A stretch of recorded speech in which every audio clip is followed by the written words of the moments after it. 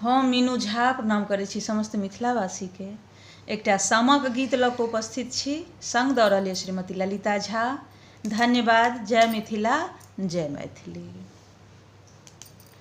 सामा खेलो हे बहिना भैया के अंगना, सामा खेलो हे बहिना भैया के अंगना, भैया के अंगना है बाबा के अंगना, भैया के अंगना है बाबा के अंगना, सामा खेलो हे बहिना भैया के अंगना, सामा खेलो हे बहिना।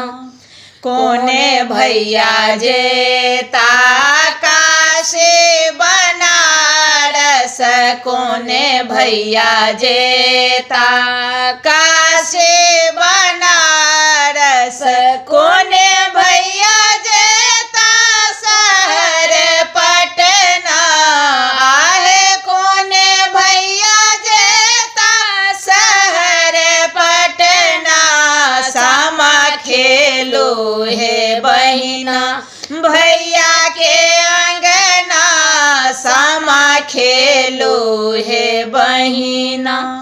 बड़का भैया जेता काशी बनारस, बड़का भैया जेता काशी बनारस, छोटका भैया जेता शहर पटना, आहे छोटका भैया जेता शहर पटना, सामा खेलो हे बहिना भैया के अंगना, सामा खेलो हे बहिना।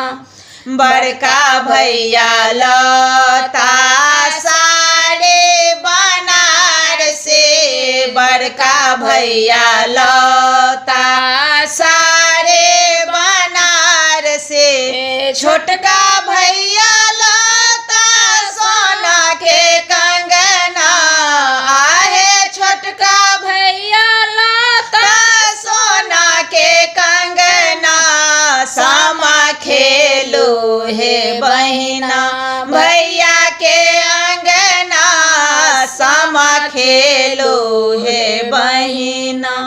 बड़के बहनों पहिरत साड़ी बनारसी, बड़के बहनों पहिरत साड़ी बनारसी, छोटकी बहनों पहिरत सोना के कंगना, आहे छोटकी बहनों पहिरत सोना के कंगना, सामा खेलो हे बहिना भैया के अंगना, सामा खेलो हे बहिना।